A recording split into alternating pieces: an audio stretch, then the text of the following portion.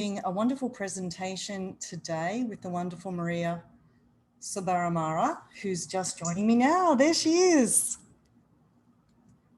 Woo! Woohoo! Hey Maria, great to see you. Great to see you. Hi, Melanie. And I'm just hoping everyone can hear us clearly. And sorry, we had a little technological snafu there, just getting everything up and going, but we're here exactly on time at 12 noon. Maria, I'm so thrilled to have you back.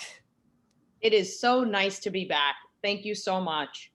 Absolutely, absolutely. And for our viewers today, as you probably saw, I'm sure from our invitation to you all, we have done a series actually on the role of exercise in the treatment of eating disorders. And actually today's presentation by you, Maria, actually bookends that. It's actually a 4-part series we did. We kicked off with Riley, who was formerly at McCallum Place with their wonderful sports athlete program there for eating disorders.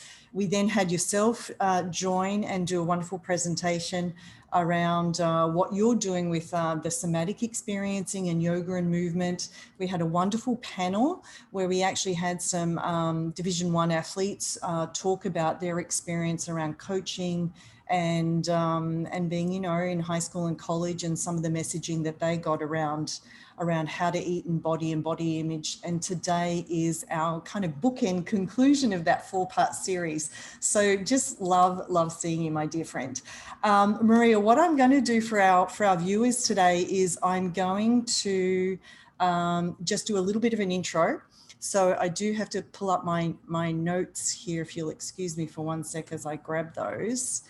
And I have your presentation here to go through as well. So first and foremost, officially welcome to everyone. Our webinar today is entitled Free Your Fitness. We're going to jump right in.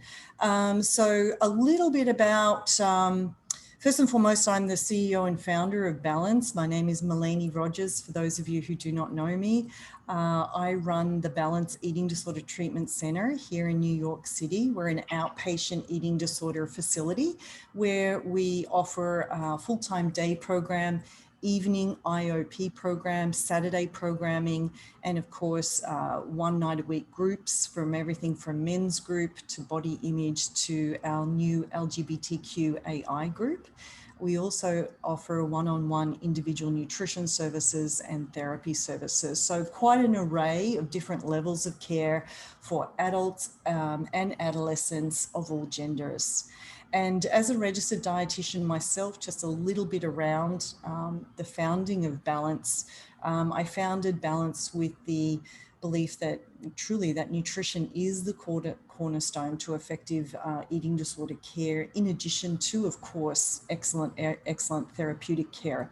And so to that end, we offer comprehensive nutritional programming at all levels of our care, with the philosophy based upon an introduction to intuitive eating and a health at every size, affirming and weight inclusive program. Right now, we're fully virtual, as many of us are. We will remain virtual through the end of the summer per our client request, actually. And so all of our services are fully virtual. And I do have one very, very exciting update for you all.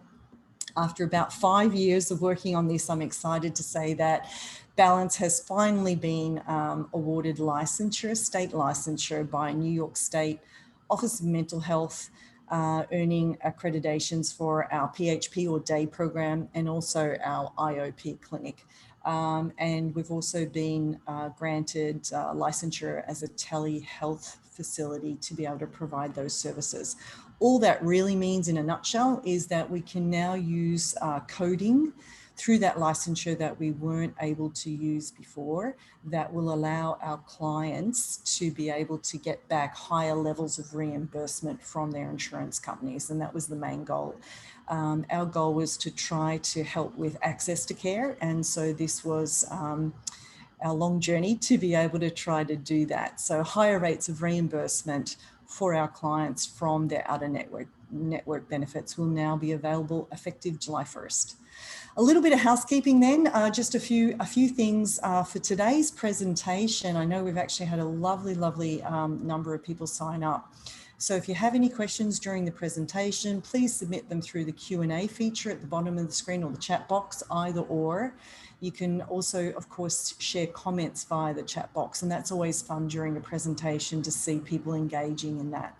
And so we'd love to hear your questions and comments, and I will be moderating, so I'll be able to relay those questions to Maria during presentation, and for others, we'll leave those to the end of the presentation for Maria to tackle. Today's event is being recorded, and we will be following up and sending it to you via email.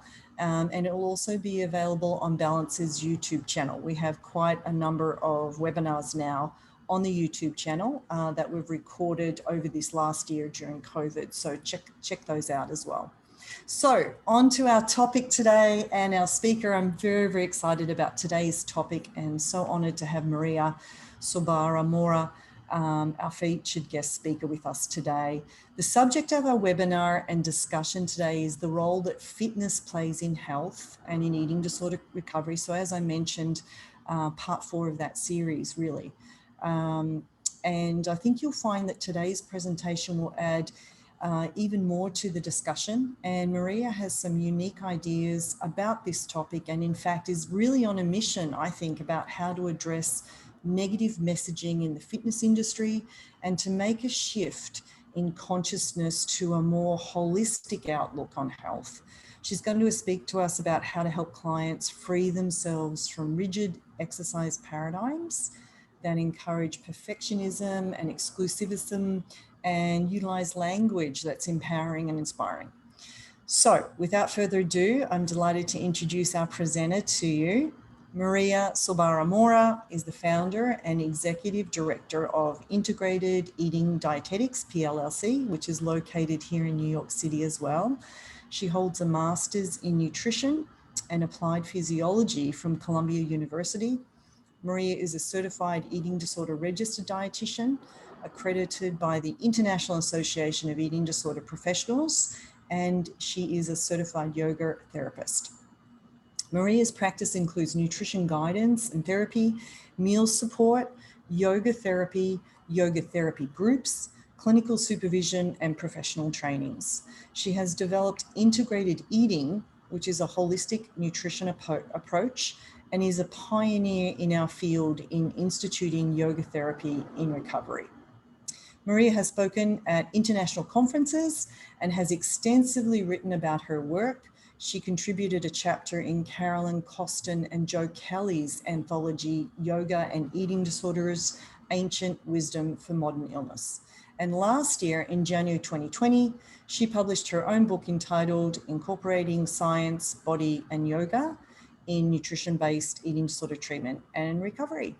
So without further ado, I will now turn it over to Maria. Maria, welcome. Thank you so much. So Melanie, share your screen, yes? Yes, I'm just about to do that. Just give me one sec there. I'll just make sure I have your slides on the right place. And while you're doing that, I want to wish you a hearty congratulations again on everything that has just happened for you and for Balance. How exciting. And I really want to thank you so much for having me bookend this series. It means a lot. Just thank you for all the work you're doing in the world. Anybody who knows Balance knows that you are one of the hardest working warriors out there in eating disorder land. So thank you for continuing to do what you do every day. Thank you so much, Maria. That means a lot, especially coming from you, my dear. I've got your slide, sweetie. I'm going to share my screen, and Maria, you just let me know as you would like me to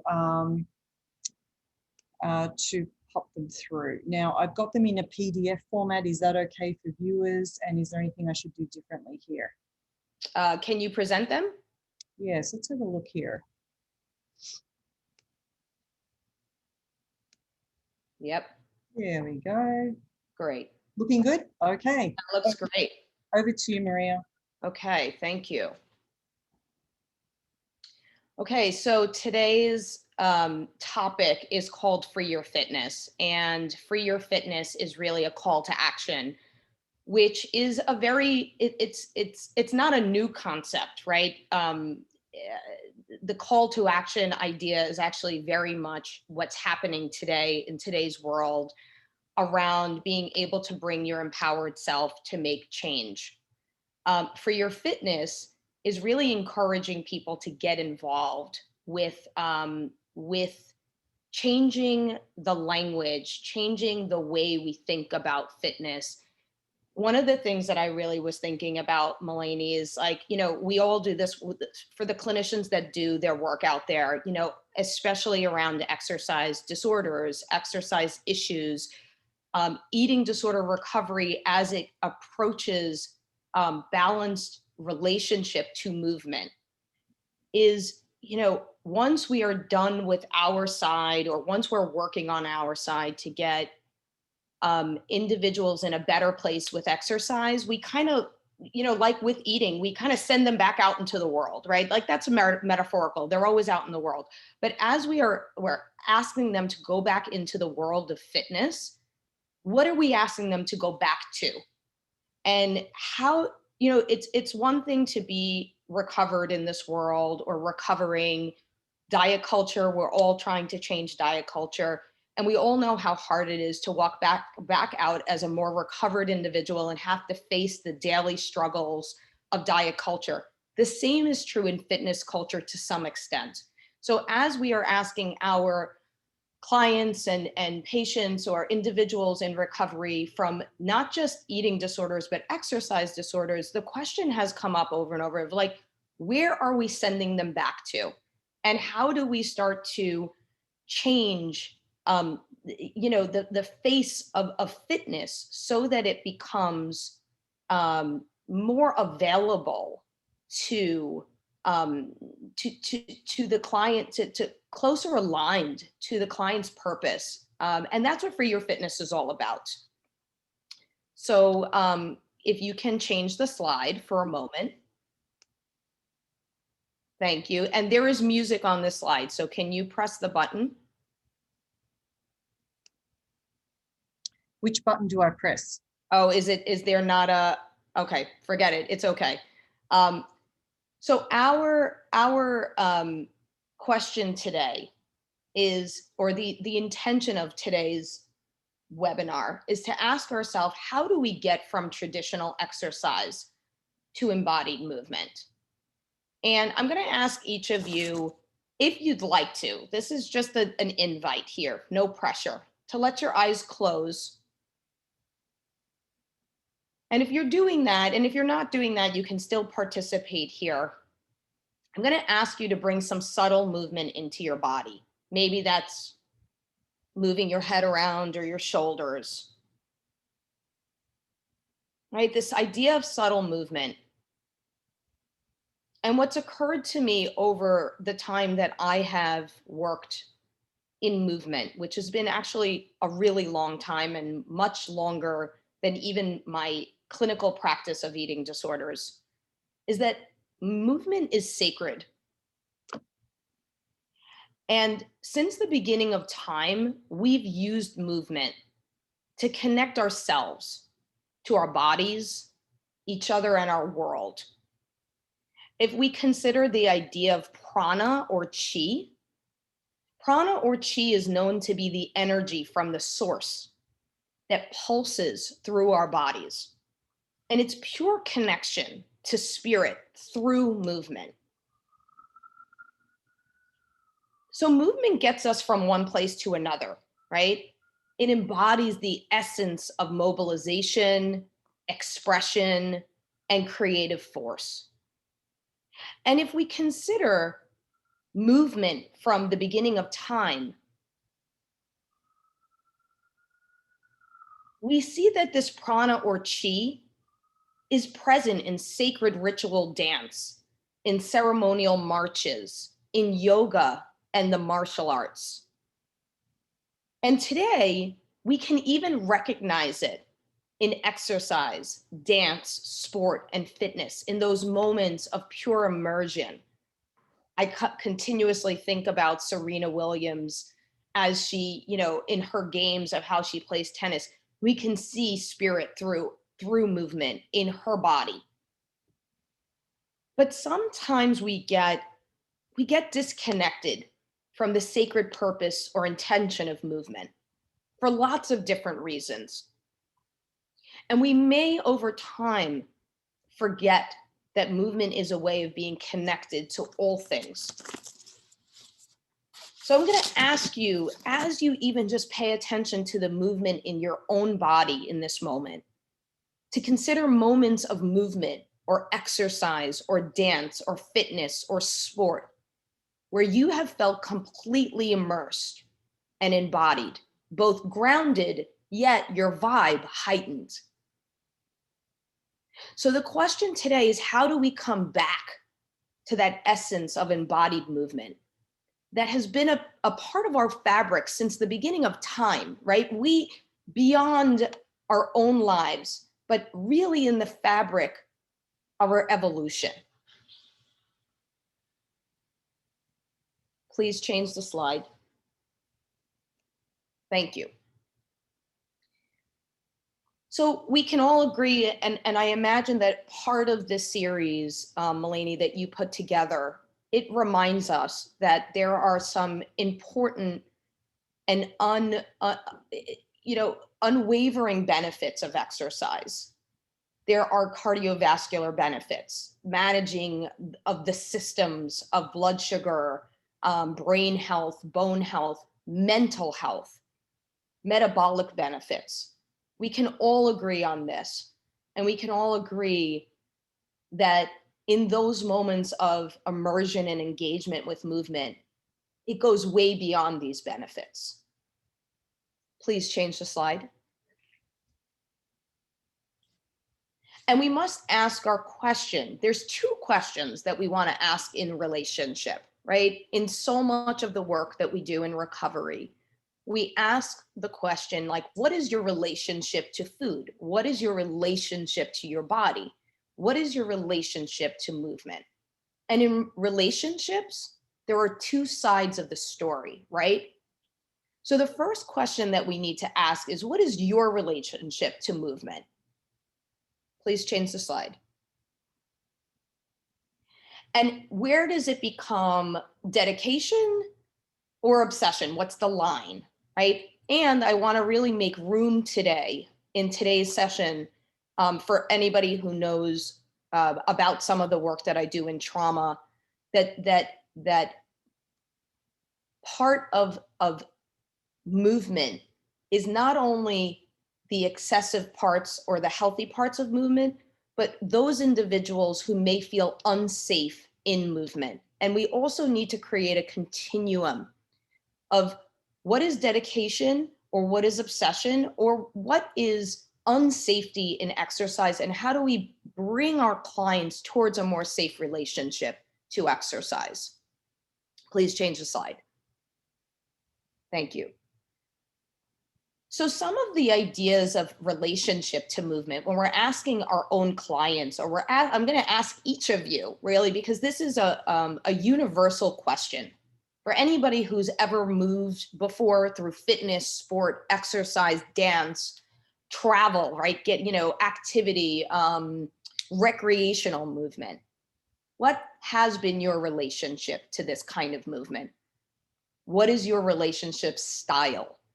Is there an excessive quality? Is there a compulsive quality? Because we know in a lot of the work that we do in our eating disorder recovery, we are brought to the table these types of exercise, these types of relationships to look at and to work with. We also are brought the more avoidant relationship. Those individuals who may not feel okay, safe, even invited into movement. And we really want to explore this with our clients. We really want to go back and look at, again, if anybody has known some of the work that I do with trauma, What is the relationship to early trauma around exercise, movements, or bodies? And understand why our clients might be avoidant or averse to moving their bodies. Is your relationship to exercise disconnected? Which means that there are moments that you can be engaged, but instead of being engaged, you're disconnected. And we want to look at that a little more deeply. Is your relationship to movement reward based? Are we only there to kind of get to the next place or to feel like we could check off the boxes? And then we have the question to our athletes, right? Is some of your relationship to movement and identity part of how you understand your identity or self-worth? And for some of those who've been working with their relationships to movement, they may have a more balanced relationship. And that's what we're striving for. We're striving for a balanced relationship to exercise and fitness and movement. Please change the slide. So in the nervous system, something I speak a lot about and something that I've talked a lot about over even in the last webinar that I had at Balance, which I'm so grateful for, was how our nervous systems work. And that whether we have experienced little t, big T, trauma in our lives, one thing that we all have in common is that we all have a nervous system to work with. And what we know about the nervous system as it pertains to this idea of the window of tolerance is that we all come with a window that we can work in the zone where we feel safe, where our emotions can be accessible. And then we have kind of the upper quadrant above the window and the lower quadrant below the window. And above the window, the nervous system moves into fight or flight. And fight or flight is a sympathetic nervous response that creates almost like a hypermobilization in the sense, a hypermobilization in the sense of fear. So when we're afraid of something, we feel danger, we either run or we fight. On the lower quadrant, we have more of an immobilized response. And that happens also in the face of danger when an individual feels like there's no choice but to kind of collapse or immobilize. And so in this framework of fight or flight or collapse, we also have our nervous system in a relationship to movement. And what I've noticed over the years of counseling individuals is that many times individuals are stuck in a fight or flight sequence in their relationship to exercise. And a lot of times that happens because the individual has already become a part of that fight or flight for other reasons, as in danger situations in their bodies or at home or trauma. And so that relationship extends to the exercise relationship. And what is important about this is that exercise and the fight-flight reflex are extremely similar. So if you've ever exercised, even once in your life, you would notice an increase or a heightened sympathetic response. You may have heard this idea that there's a release of these feel-good hormones and stress hormones, as well as feel-good hormones. And you might even notice an increase in heart rate, sweating. You may not have noticed that the digestion slows down and that there's muscle tension. But what we want to really understand about this is that people who are already in fight or flight most likely are going to have and exhibit and transfer over that kind of relationship to their relationship to exercise. On the flip side, if somebody's in a collapse state, immobilized, fear, in that sense of freeze, that relationship of their nervous system will also translate into their relationship to movement, which means When you're immobilized, moving is difficult.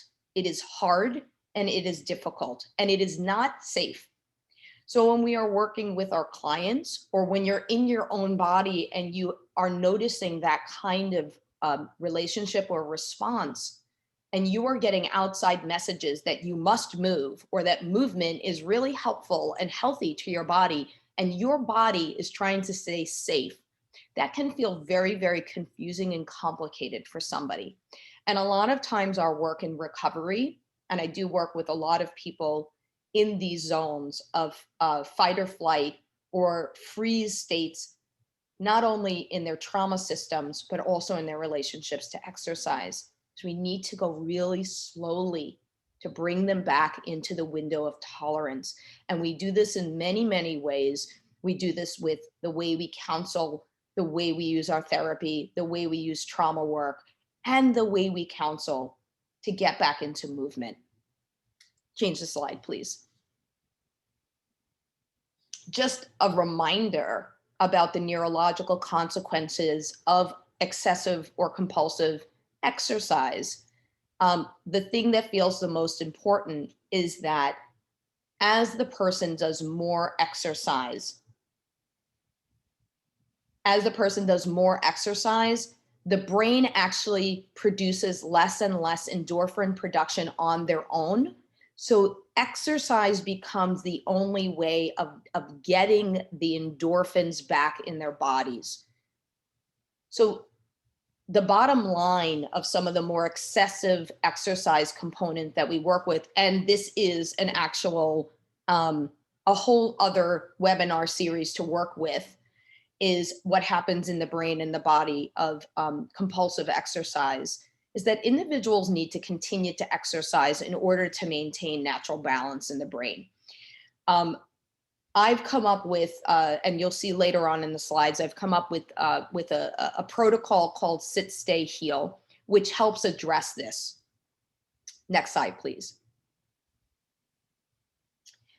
So we've asked the first part of the question of this relationship to movement, right? Like, what's our relationship to movement? We need to ask another question. And if we don't ask this question, we're working in an incomplete relationship, right? If you were in relationship to somebody and you were doing all the work, it wouldn't feel like a very balanced relationship, would it? So we need to ask the question, what is the fitness industry's relationship to us? Because in my work and in my understandings, and I would love to hear from the group that is watching today, that I've come to understand that media platforms and the fitness industry tend to distort our expectations around fitness and working out. There are endless amounts of media coming in to our sensory systems in every moment, giving us perceptions that change and form our relationship to our bodies and fitness all the time.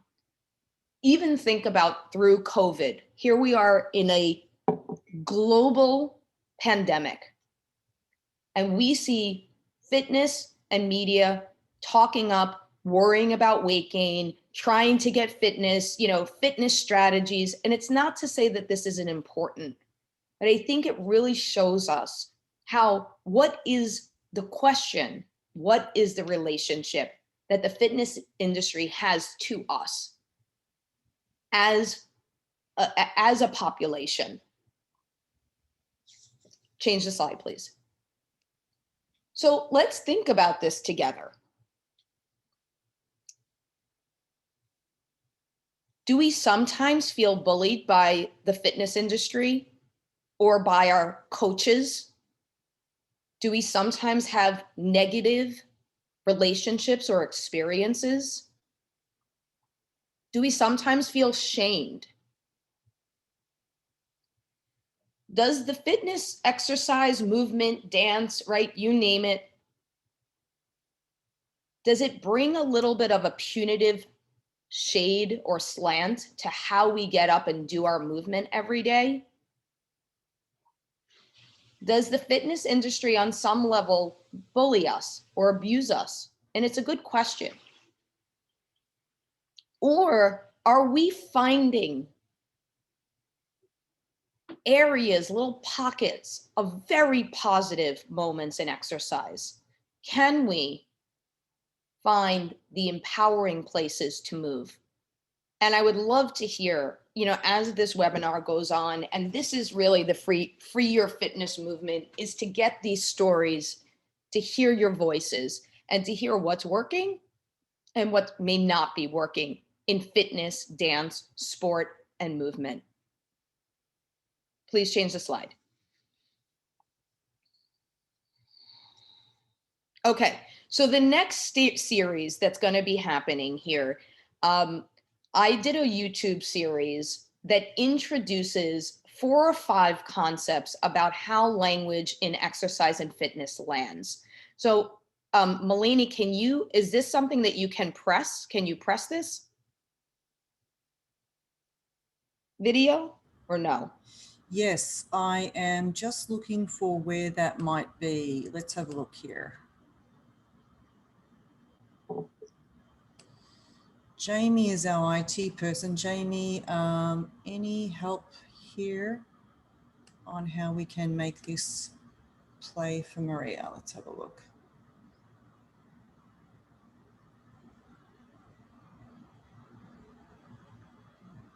Ideally, there should be a play button that comes up, Maria, right? Yeah, and if you want to share, if you want me to share my screen, I can probably go to it too. That might be the better way, because I think this is saved in PDF, Yeah. and so therefore it may not have all the functionality. I'll stop sharing, and let me go in and make you a host so that you can share. Okay, that would be great. Great. Sorry about that to our viewers. Let's have a look here. Actually, you are one of our panelists. So do you see the ability to share on the bottom of your screen, Maria? Yes, let me see if I can grab it. There you go. Great. Okay, awesome.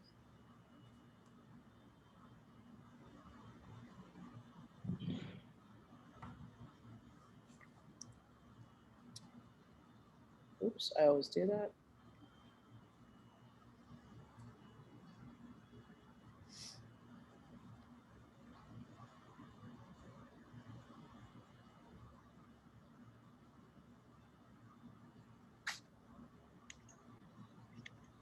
Terrific. I just want to check. I'm sure our viewers can see this. Okay. If anyone can. Yep. Perfect. That's great. Great, Maria. Right, thanks for that. And here we are. Yep. Okay. Let me just get this bar out of the way. Hi, my name is Maria Sorbara Mora. I am a registered dietitian, certified eating disorder specialist, and yoga therapist. I also have a specialty in exercise disorders, and I'm here to tell you a little bit about our series today that you're going to be watching. One of the reasons why we put the series together is to really get up close and personal with language that we hear in our gyms, through our computers, through our personal trainers. It may seem innocuous at first, but the way the language lands really hard on people. And instead of inspiring us and motivating us, a lot of times we come out of an exercise session feeling really bad about ourselves, low self-esteem, poor body image, eating disorders, or it may fuel you into an exercise disorder, or it may fuel you to never come back to the gym and never try exercise again. Movement is sacred. It should be a celebration of your body, not a degradation of your body. And this series shows that in different settings during exercise. So I hope you enjoy it. Okay, so that's the intro. And the reason why I wanted to put this series in, so I am clearly not an actress, but I felt that it was really important to take it upon myself. You'll learn a little bit about my background in a little bit, but I come from the fitness industry. And prior to being an eating disorder specialist, I was in the fitness industry and really lived in the fitness world for a long time. And some of these next couple of slides that you're going to see are actually things that people have said to me, or that I've learned about, or I've heard from my own clients, or I've seen other people tell their story about. So they're all kind of little skits, and some of them actually poke a little bit of fun at, it kind of becomes a little bit more of a broad moment, but I think it really speaks to each one of these scenarios that we're really going to look at a little bit more deeply. Hi. So the first one is guilting and shaming. Happy Monday, everybody. Ready to burn those calories from the weekend? Looks like some of you have been indulging a bit too much. Huh? What? We don't want to hear that, especially on a Monday morning. So many people have a hard enough time getting up and ready to go to exercise that the last thing they want to do is be shamed or be driven by guilt or body negativity. What would we rather hear? Hey, everybody, happy Monday. Let's get our bodies going. Let's be healthy. Let's be having a good time. That's what I would like to hear.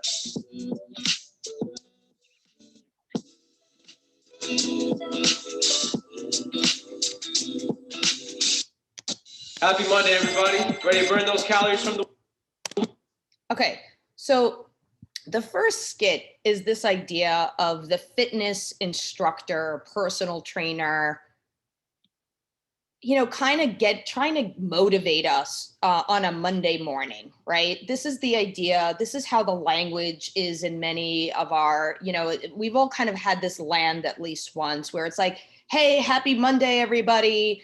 So it looks like some of you have indulged, or, it becomes moralistic all of a sudden. So I want to bring to the attention of all of you a moment in time where you've had a guilting or shaming scenario experience in exercise, where the messages that land, that they're fueling us as individuals to kind of fix the guilt, right? Like, oh, if I feel guilty about how I ate, or if I took the weekend off from exercising, that somehow I have to fix this in my exercise class or in fitness.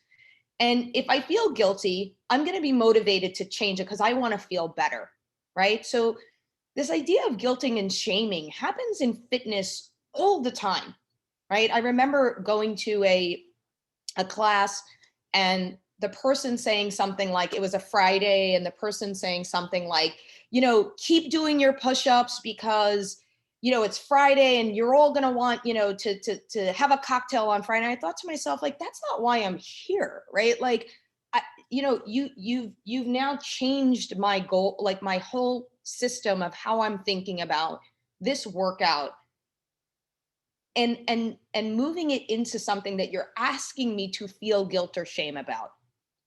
And what happens a lot of times is we become locked in a shame-based relationship with exercise.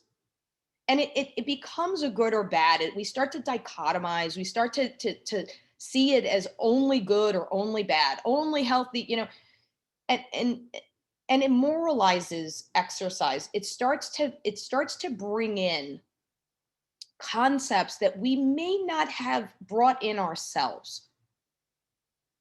And sometimes, and a lot of times, it pulls out the joy. It actually pulls out some of the reasons and goals of why you've showed up to have that movement, that sacred relationship in your body. It also fuels the idea that exercise is now the cure for anything that is indulgent eating, indulgent drinking. And it makes us believe that we're indulging instead of eating normally, right? And this idea of guilting and shaming, I wrote myself a little note there because I wanted to talk a little bit about how it can happen in sports, because a lot of the footage that I have is around the fitness industry. But the way it can happen in sports, and I think, again, I'm so happy to hear about the panelists that were joining you at your last webinar, Melanie, to hear about some of the ways that perhaps people went into sports for, amazing reasons, but over time got messages in their bodies, possibly through some innocuous meaning things that a coach would say. But so much of the time, what is wrought in athletics is guilt or shame. So we as a culture, and we in this call to fitness and call to action to free your fitness, we need to start educating. We need to start educating our fitness professionals about what kind of language is destructive and how certain types of things that we say can be not just destructive, but pull people towards extremely dangerous relationships with their bodies, with food, and with exercise.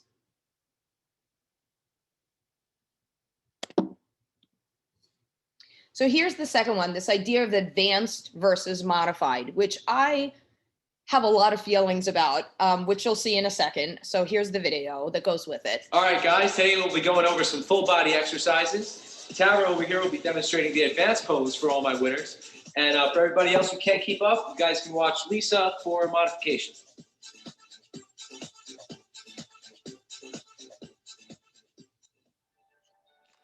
Absolutely not. This is not the message that we want to get, especially when we're doing virtual exercise classes. The message here is if you can't keep up, you're really just not that great, right?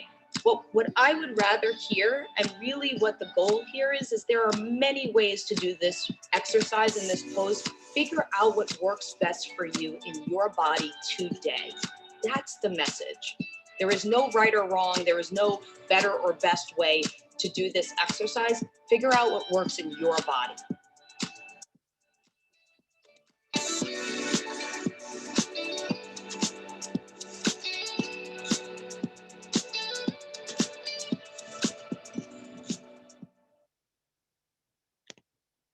All right.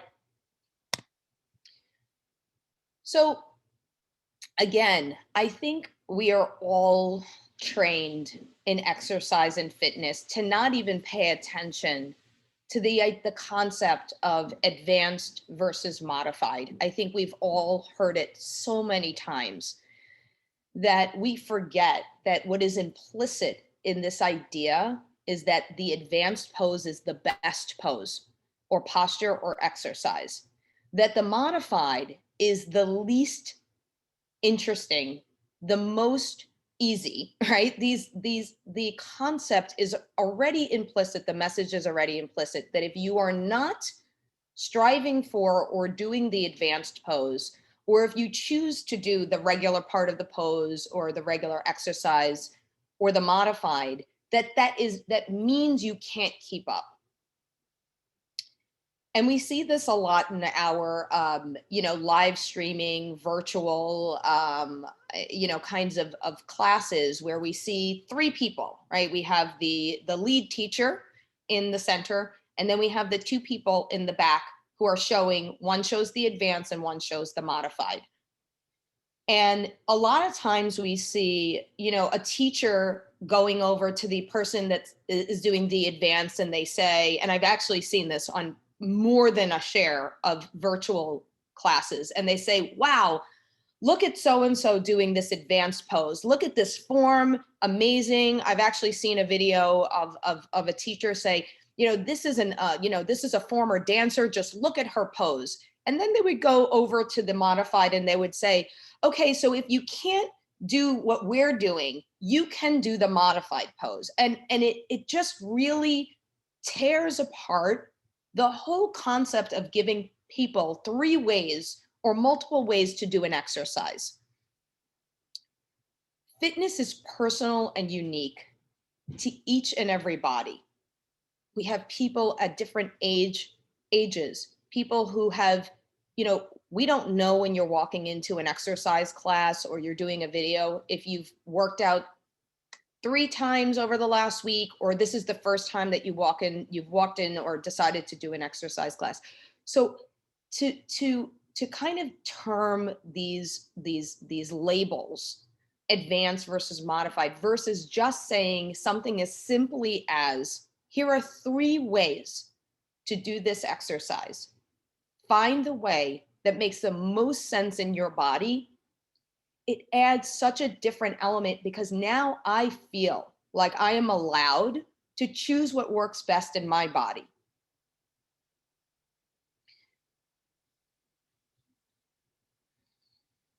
And you know, I think the other thing really to say about this is that many people strive for that advanced pose and end up injuring themselves. And anything less than the advanced pose can make people feel like they're just not doing a good job, right? They feel that shame. So we need fitness professionals to support variations of a pose or an exercise equally. That's what we need. We need individuals in fitness to help the profession itself, the industry itself, create more equality with these exercises so that neither one has a hierarchy. Okay, then we have the competition. So let's check in with this one. If you're not trying to make it on the leaderboard, don't even bother showing up for class.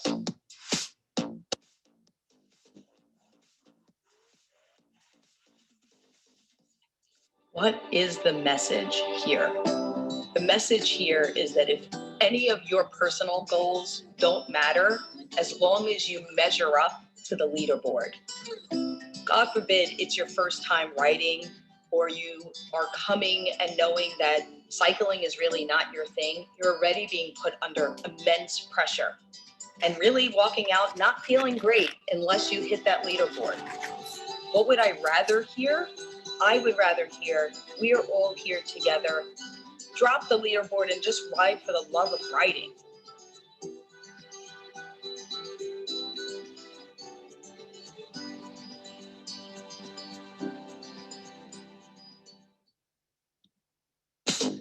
If you're not trying to make it on the leaderboard.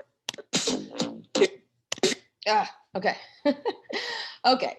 So the idea of competition, I think it's fair to say, especially with COVID the last year and a half, closing down many fitness places of fitness, gyms, dance studios, martial arts studios, so on and so forth, that people have had to take to more creative ways to move their bodies. Many, many people have bought cycling equipment. And one of the things that I think presents itself as a big issue or concern is this idea of the leaderboard. It also can happen in other forms of fitness, like fitness studios, where there is this sense, like there's this idea of a tribe vibe, right? Like we're all in this together. But then it really doesn't necessarily equate to we're all in this together.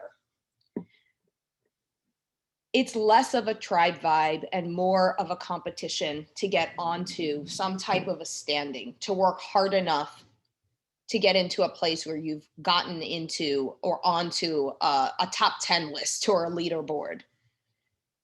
And I've heard many of my clients talk about how debilitating or destructive this has been to their relationships to exercise, because it really takes them away from the joy of movement. And it takes them away from their zone of comfort of riding or of moving.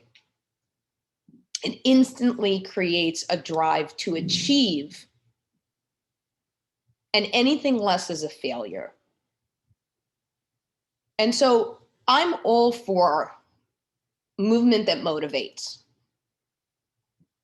I'm a former fitness instructor in my younger years, and there is nothing that I've loved more than getting a group of people motivated to move their bodies.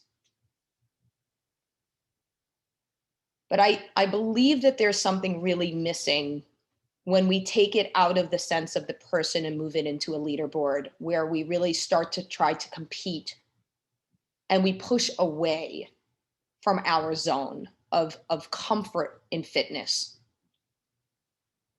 Because a lot of times, in order to create the leaderboard or to maintain that, we have to push past our natural and intuitive edges, and we end up with injury or negative association to movement.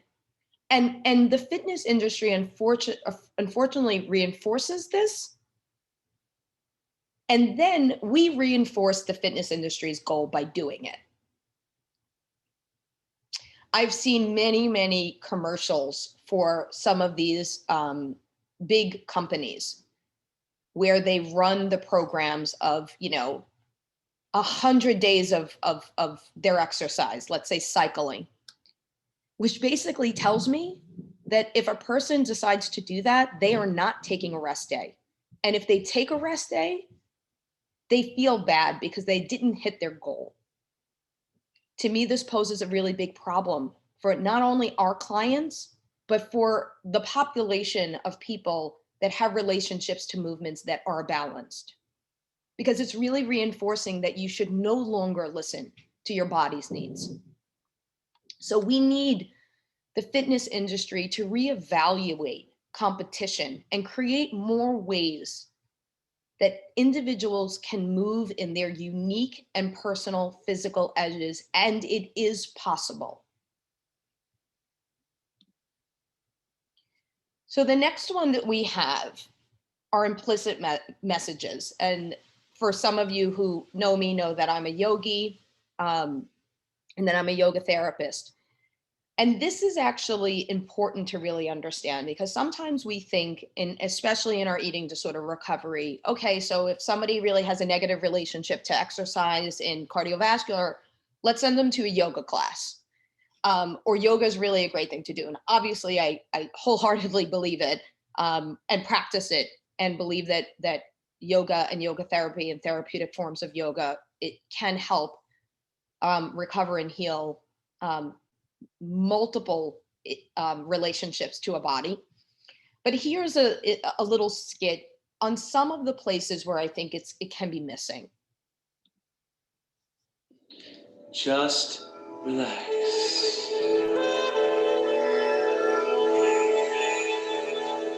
Huh. While that comment may have had the best and most innocent intentions to start with, the message behind just relax is that your feelings are not validated or valid here. Many people in yoga can't just relax, and so they may feel like they're doing it wrong. Also, sometimes feelings come up during a yoga class, and I would rather hear, as you settle into child's pose, take a breath. Notice any feelings that come up. All your feelings and experiences are valid here. That sends a different message.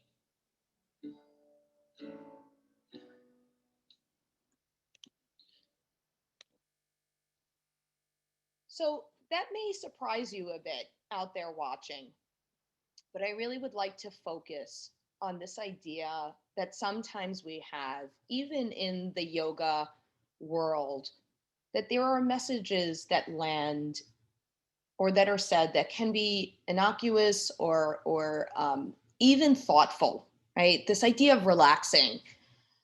But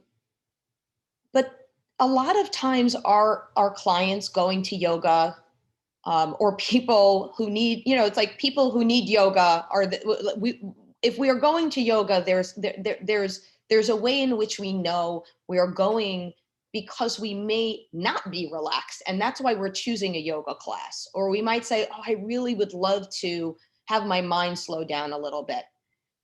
But getting messages like, let's clear our mind, or let's relax, leads us to feel that if we're feeling anything but relaxed, or our mind is not clear, that we're doing it wrong, and that our feelings are not valid. How many times out of the people watching today have you gone to a yoga class and started to feel intense emotions? Because as a yoga therapist, I can tell you that when you're embodied through movement, especially in a yoga class, we are brought into the deeper layers.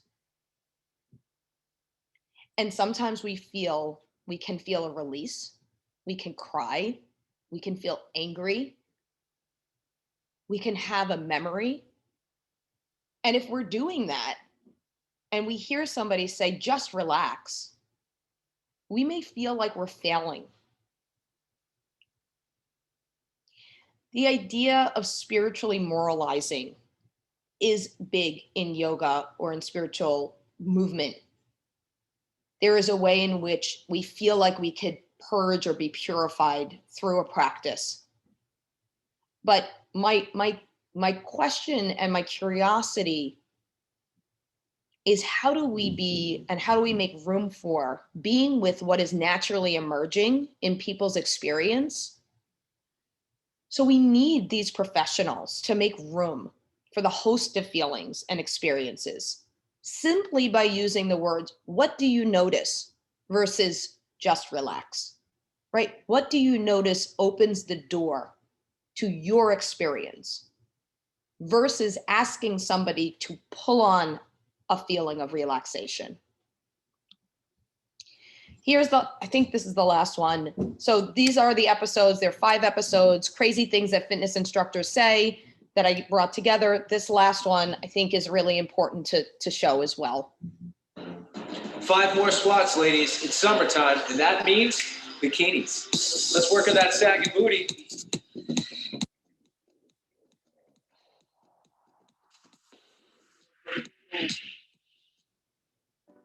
Except I wasn't thinking about my sagging booty until you redirected me towards my body in a negative way. I was actually thinking about my form. This is what gets so complicated about working out. You want to be there, you want to be with your instructor, but then your instructor hits you with a negative comment and takes you out of the moment. What I would rather hear is, hey, everybody, as you're doing those squats, lean into your squat. Here's the form, bend your knees, do this, do that. And how about some appreciation for those legs, for being able to keep you strong?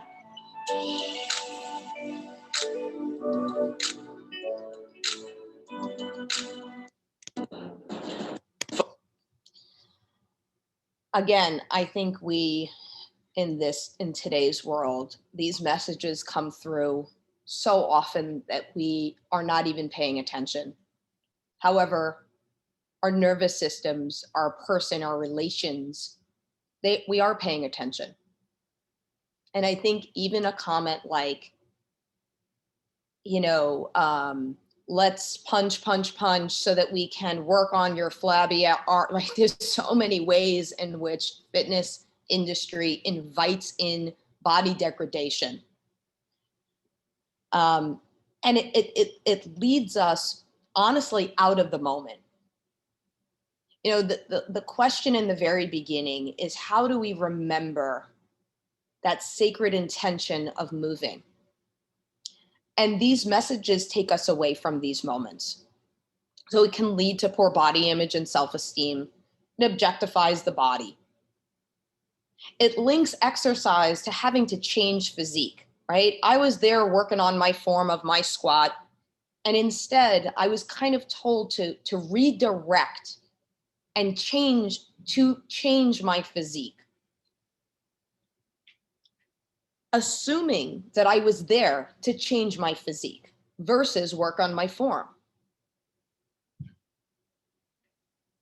It also fuels individuals to exercise more in order to decrease body dissatisfaction. So there's an implicit message that if you come back tomorrow, I can help you feel less dissatisfied with your body parts. And this is how we see the relationships form with exercise into compulsive, negative, punitive, reward-based. I can't tell you how many times as a personal trainer myself, I need to refocus somebody back into their form because they're thinking about or looking at a certain body part, right? So this body degradation, really, there's no room for it, in my opinion. We need fitness professionals to support body empowering language. We must demand that they use respectful references to the body. I know there's a lot of videos here, but I think this is really a way of helping us on, bringing in from the outside some of the things that are happening. So there are going to be 2 videos that I'm going to just demonstrate how language lands again. This is a video that I did myself. This is the same exercise with different language. So I'm going to ask you to pay attention to this first video and listen to the language. Okay, everybody, we're gonna get into plank position now. So let's go. Get to your mat and find your hands and knees, and then tuck your toes under, lift your knees up off the floor, and find the plank pose. And we're gonna stay here.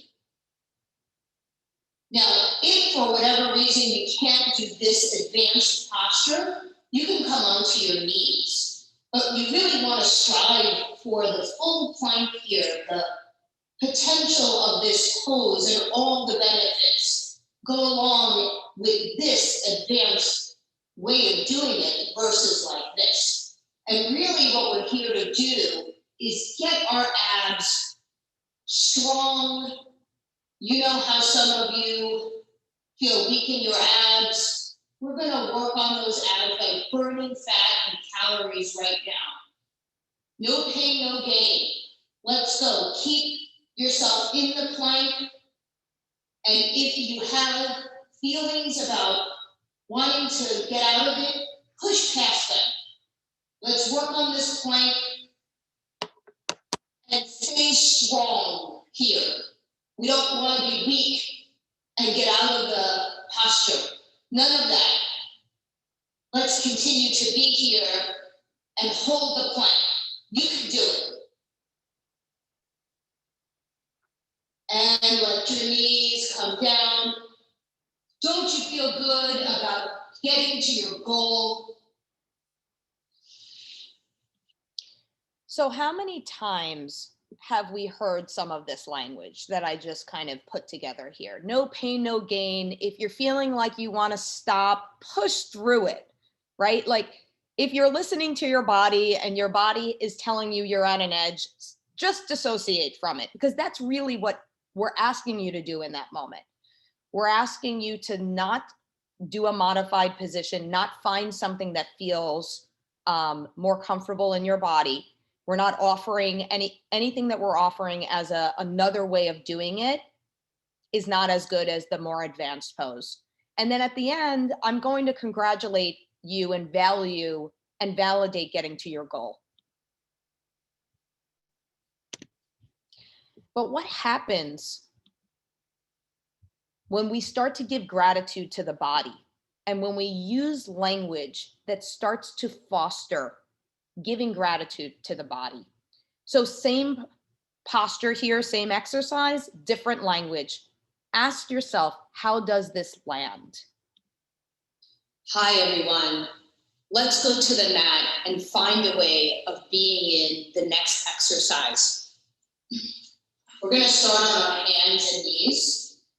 And before we do that, I want you to just take a moment to find the center of your body, right? Wherever that is, the center of the core, and check in with your core. For right now, let's not call it an abs or stomach, but let's call it a core. And see if we can find appreciation for this core that is the center of our existence, of our being in our body. And then from that place, let's tuck our toes under, lift our knees up off the floor, and find this plank here. Now, in this plank, you're going to notice that this posture, this exercise might work for you this way, or it may not work for you this way. There's no right or wrong way of being in this pose or this exercise. It's just you and your body trying to figure it out together. So if that means you lift the knee, you let a knee come down, or you bring both of your knees down, that's cool. Find what works the best for you. And from here, again, find your core. And ask yourself, what can I do with this part of my body? What has this part of my body allowed me to do today in your life? See if you can bring some appreciation, some gratitude for being a part and in relationship to your core. There's no right or wrong way of being with this. If you need to kind of come out of this, stretch out, it's all good here. When you're ready, you come right back into it, or you find another way of being with this exercise. Take a breath in and exhale, and then drop your knees to the floor. As much as we're here to create a healthy relationship with our bodies, go deeper. It's not just about your abs. Go deeper and find what motivates you today.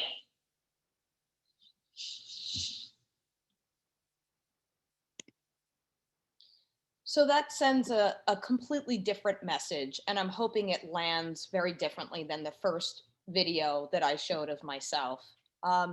Really starting to work with some of these changes in language, keeping it open and neutral, inviting, no right or wrong, almost like a sense of how we discuss body positivity, right? What is this part of your body? How do we give gratitude? How do we find appreciation for it?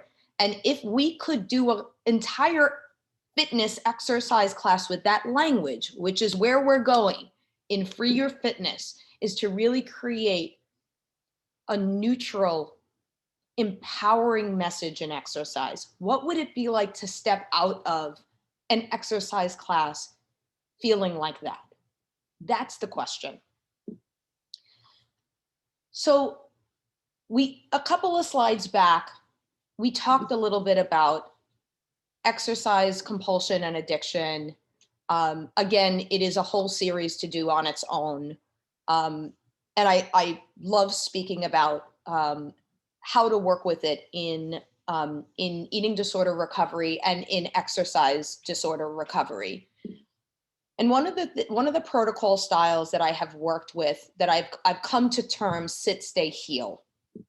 And I wanted to bring a few slides into this just so that we can start the conversation or continue the conversation, as I imagine some of the other people have done in this book, this book-ended webinar series. So when we're working with a compulsive relationship to exercise, some of the goals that we have as clinicians who are working with our clients is to retrain the brain and the body to accommodate normal and safe amounts of exercise. We want to recalibrate metabolically, biochemically, and neurologically. We want to rebuild. We want to rebuild the trust, and we want to reclaim. We want to reclaim a new and healthy and intimate relationship. And that's where Free Your Fitness comes in. Because like I said before in the very beginning, we are doing all this work as clinicians, and then they have, our clients are either have to move back out in the world, and they have to find, with their new healthy and intimate relationship to exercise, have to find exercise places or ways of moving that align with that new reclaiming. So in the fit phase, very quickly, we work on this idea of sit, strength, intensity, and time. Many individuals that work with exercise disorder, when we see somebody compulsively or excessively exercise, we kind of ask them to stop. I have watched this really not work very well. And what I have asked my clients to do is, if they're working with excessive exercise, is to bring more of a strength component in first, to bring the intensity up slightly, and to decrease the time. And what this does, if you do it correctly with support and supervision, is it alleviates some of the stress of the kind of crash and burn that excessive exercisers will face in their biochemistry. During the sit phase,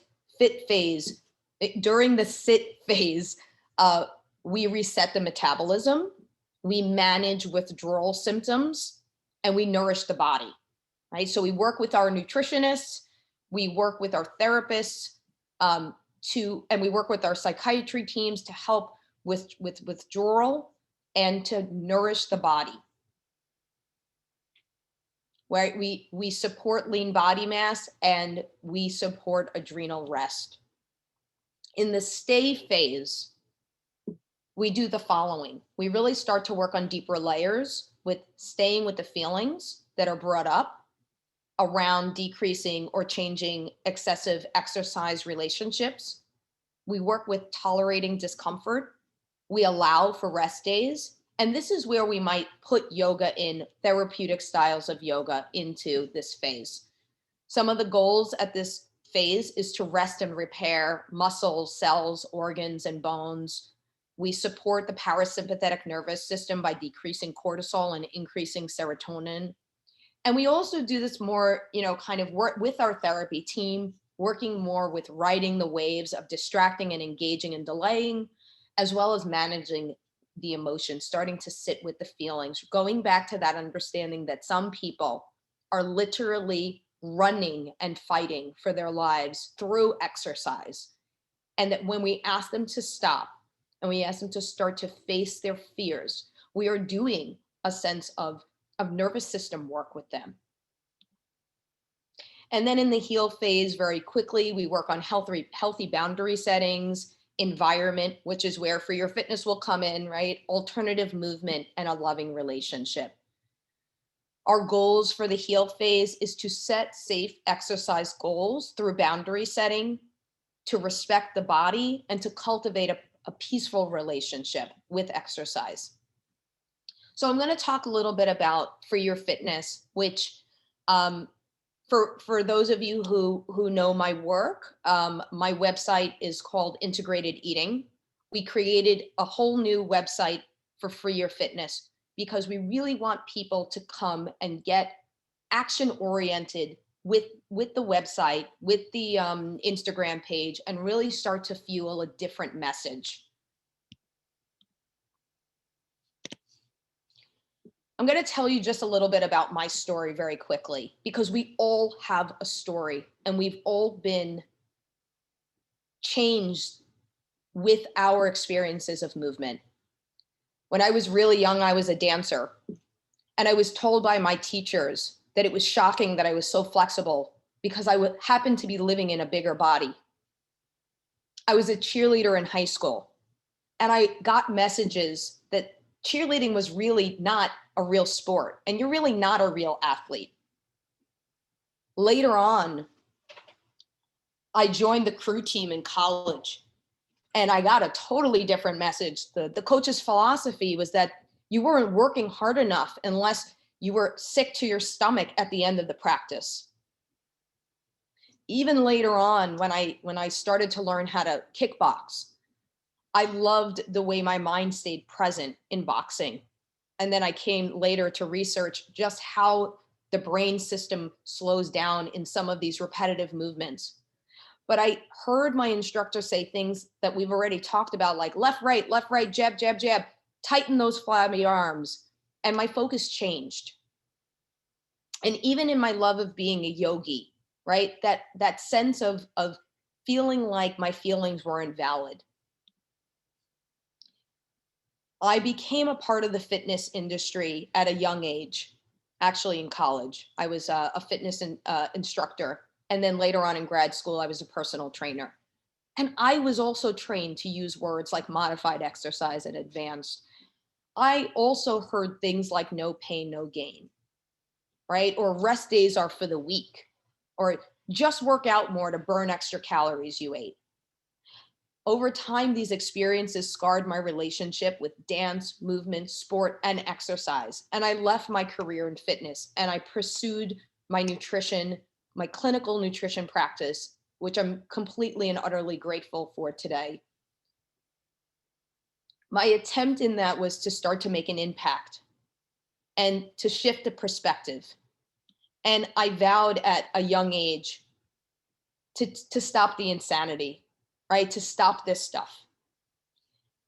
So last video, I promise, this is Join the Movement. Hi, I'm Maria Sorbara Mora, founder of For Your Fitness. I'm calling on you to help raise the bar in developing a global consciousness towards more evolved holistic health. The mission of For Your Fitness is a call to action to align your heart's fitness with your heart's purpose. What does that mean? It means shifting our relationships, language, beliefs, and behaviors around fitness to cultivate a positive internal narrative and enhance personal self-empowerment.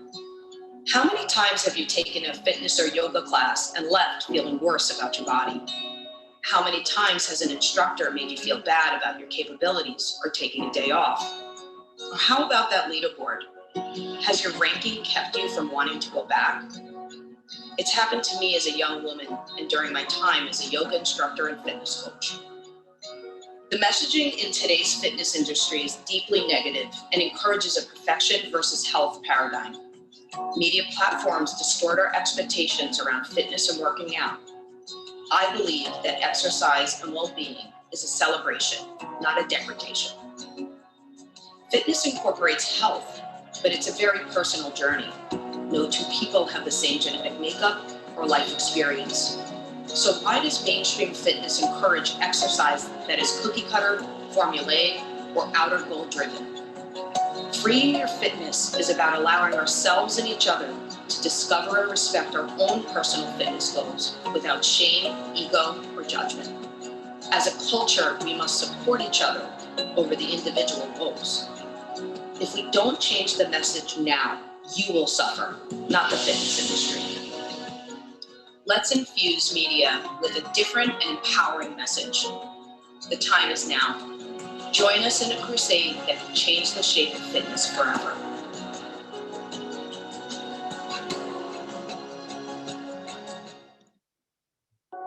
Hi, I'm Maria Sorbara Mora, founder. Hi. So for your fitness, what's the mission? The mission of Free Your Fitness is to change our relationship, our language, our beliefs, and our behaviors around fitness to cultivate a more personal, internal narrative and into a place of self-empowerment. We believe that exercise and well-being is a celebration, not a degradation. And you're going to hear me say that over and over again, because it is time to really change the face and the fabric and move back into that celebration, that sacred intention of movement. So Free Your Fitness is a call to action to align your heart's fitness with your heart's purpose. So how do we do that? I'm asking each and every one of you to ask these questions to yourself, right? Do you push your body harder in exercise to compensate? Do you bypass the rest day when your body needs a break because you think it means you're lazy? Do you decide your workout based on how many calories you're going to burn instead of what you're in the mood to do? Have you ever been degraded by a sports coach or fitness teacher because of your size or your capabilities or just your body, and you live with shame? We came up with this word trender size, right? Do you replace what is healthy for your body and mind versus what's new and trending in fitness? Does the discomfort with your body limit or prohibit you from initiating exercise? Now we're going to ask ourselves different questions. What kind of movement inspires you and empowers you to best connect to your mind and body? Have you ever at any point experienced some type of positive shift in relationship to exercise? Or are you a health or fitness or sports professional like myself that's trying to change culture around fitness to provide a more positive and personal narrative? So Join Your Fitness is a movement to tell your story, your accounts, your voices. We want to create a community of empowered fitness that encourages, inspires, and embodies. On our website, we have something called a story wall, which I'm going to invite each and every person to do at some point soon to get the message out there. So what I've asked some people to do, I've invited some amazing people out in the community who are doing fitness differently, and I've asked them to share their story. So I'm going to share one or two with you quickly. This is Nancy Brown, who is a personal trainer who I actually, as a clinician in recovery, send some of my patients to, my clients to, when they're ready to move, because she provides a very safe place. So her story is that her mission as a personal trainer is to help her clients see their body's value as an instrument rather than an ornament. This is a process that she went through herself many years ago when she transitioned from competing in bikini to competing in strength and sports, and finally to a point where she is training only to enjoy her life. With her clients, she focuses on strength and taking up space. In her personal journey, she's dealt with overcoming psychosomatic pain and seizures. This led to a crisis, an identity crisis, which so many people have coming from the world of fitness. And ultimately, through growth and change, she learned to address with her body with compassion and to make self-regulation a priority. Now she's able to use these insights when she works with her clients, and she is amazing. And she works with us as we help process their trauma.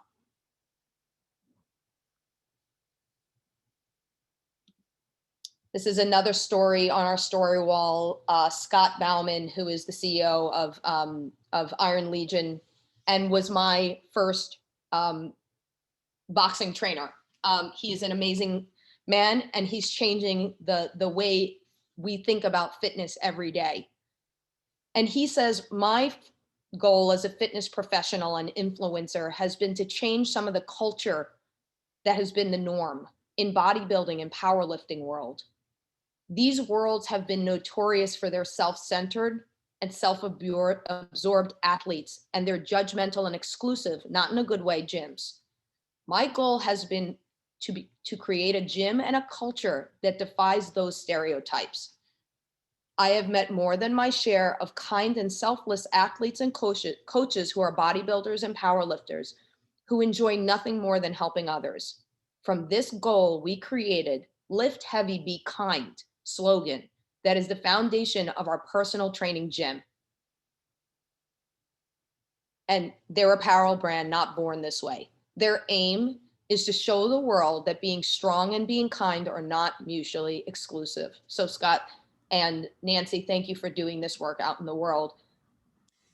Maria, I'm just going to let you know we're at 1:23, so maybe this would be our last story, and then we can take a couple of questions. Is that okay?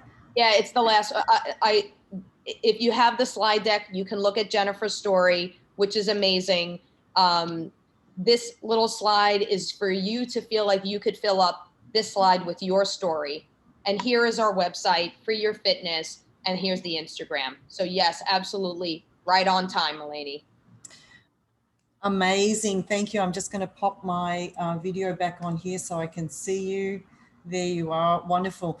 Maria, oh my gosh, just so you know, there was a lot going on in the chat. There's so many people were agreeing with you. So many people were expressing gratitude for you.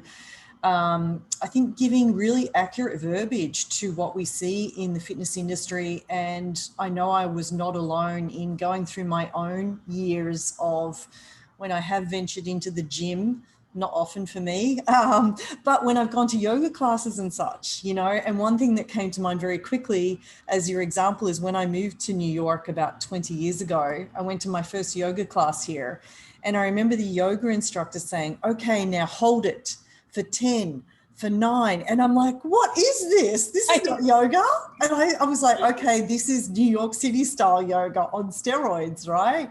And I just couldn't believe it. But I'm sure many of us have had those examples. We have a question here for you that I was wondering if you, we've got a couple of minutes to take a couple of questions. This is from Courtney. Courtney says, excuse me, when you're trying to restore the body's natural intuition for being able to know and sense hunger and fullness again after about 15 years of restricting, how does exercise interfere with the mind-body connection to feeling hunger and or fullness cues? Oh, it's a great question. And I think I would answer by taking two sides of the story, as there always is, right? In any relationship to the body. I'm going to go back to that sympathetic nervous system response in the nervous system, which means as many people who are recovering from restrictive disorders, whether they have come from a sympathetic nervous response of fight or flight, whether they've come from a heightened nervous system that has led to an eating disorder, or their restrictive eating disorder because of the brain chemicals and body chemicals, the cortisol levels have become more sympathetic, more heightened. We are working with a body that needs more rest and repair. We need to make space for that recovery, not just metabolically, but sympathetically in the nervous system. So we are constantly looking for ways to help the parasympathetic, to help that calm system return. The way it works with hunger and fullness is, you know, as we always say, if you're being chased by a tiger, you're not going to stop for lunch.